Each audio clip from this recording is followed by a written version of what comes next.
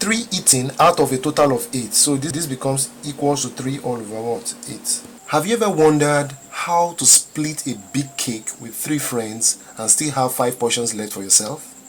Hi, my name is Uncle DJ with Mathematical Series for Junior and Senior Secondary. Today, I'm going to show you how fractions can make sharing easy. You'll master numerator and denominator, so you'll never get confused again. Stick around to the very end, because I have a take-home challenge I will be giving to you that trips majority of students. Let's see if you get it right. Now let's get started. What is a fraction? A fraction actually shows part of a whole. It is normally written as a over b, where these a and b are numbers. So for example, we have 5 all over 7. This 5 at the top is the part that is selected over the total part. That means we have a total of 7 portions, but we take 5 out of it. So the fraction becomes 5 all over 7. The number at the top is called the numerator, and the one below is called the denominator. Now let's try to work some examples to make it a little clearer. So write 3 over 4 in words. This basically means 3 quarters. 3 quarters. T-H-R-E-E. Quarters. Or 3 all over 4. That's what it means.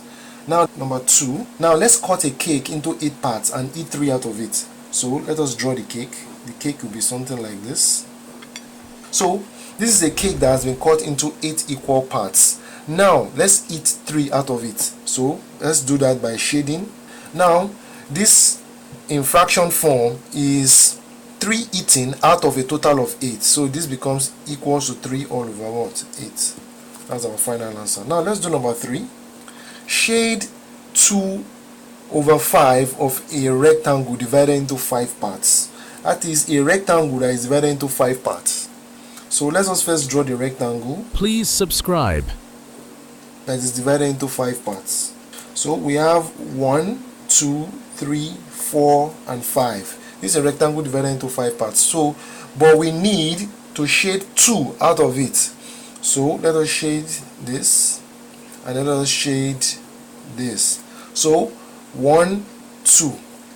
2 shaded out of a total of 5. So this is equals to 2 all over what? 5. That's our final answer. Then let's go to number 4.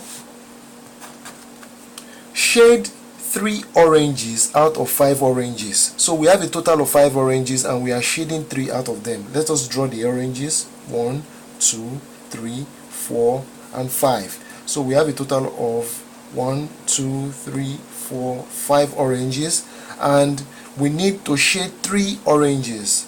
1, 2. So we shade this and we shade this. So we have 1, 2, 3. So we have a total of, we selected how many? 3 out of a total of 5. So we have 3 all over 5 as our final answer. Now let us try to solve one of the home tasks very quickly.